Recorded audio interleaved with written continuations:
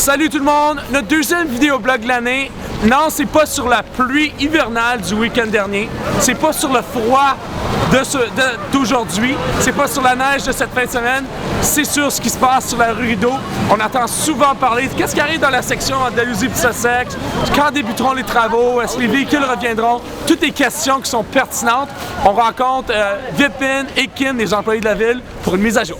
Alors, Vipin est le gestionnaire principal qui va gérer le projet. C'est la dernière portion de la rue Rideau. Ce qui nous parle, évidemment, c'est toute la logistique de la reconfiguration. Il y a une voie cyclable qui est maintenant ajoutée, partant de la station du train léger au nord, derrière nous, jusqu'à la rue O'Connor, et l'objectif complet, mais pour l'instant, dans le cadre de ce projet, ça va compléter jusqu'à l'avenue Sussex. Alors évidemment, plusieurs complexités. La rue Rideau est une rue importante.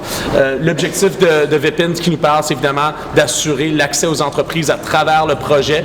Et puis, à travers ça, évidemment, il y a des partenaires. OC Transpo, par exemple, des routes de détour vont être mises en place durant les travaux parce que la rue va être complètement fermée ce printemps. Et puis, évidemment, l'ensemble du projet sera complété d'ici la fin 2020.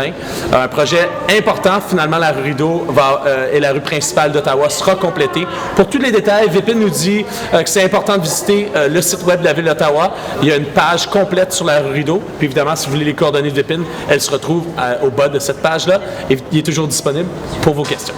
Bonjour, je m'appelle Kim Copeland et je travaille avec l'équipe de design urbain à la Ville d'Ottawa. Alors Kim, on se retrouve ici sur la rue William. C'est quoi le lien entre la rue William puis on finit Rideau? Évidemment, on est à l'entrée du marché Bail. On est sur la rue Rideau, on est aussi à la station du train léger. Oui. Comment on intègre tout ça au projet? Bien, on va l'intégrer avec nos choix de matériaux.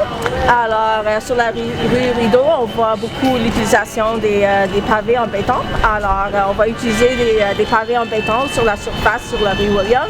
Mais à la fin, on va intégrer un peu plus juste du béton, moins des pavés, juste du béton. Une saveur plus du marché. Oui, exactement. On planifie, évidemment, ici, il y a des opérateurs. On a Highlander Pub, Old Dubliner, The Grand, on a d'autres partenaires. Comment on fait pour essayer de leur permettre de continuer à opérer tout en vivant? Ils ont vécu beaucoup de construction ici ces dernières années. Comment on leur permet de limiter des impacts sur leurs opérations? Avec beaucoup de communication. Alors, on les parle très souvent. Alors, on avait des négociations avec eux autres pour déterminer c'était quoi le temps de l'année qu'on pouvait faire la construction où il y avait moins d'impact sur leurs opérations. Alors, on va être ici à l'automne. Oui. On va voir les travaux débuter sur la rue Rideau au printemps, mais seulement la section William à l'automne prochain. Exactement. Qu'est-ce qui est unique ici à la Plaza William? Comment on fait pour intégrer le nouveau Rideau, oui, et aussi les objectifs de l'avenir pour les espaces publics dans le marché vert?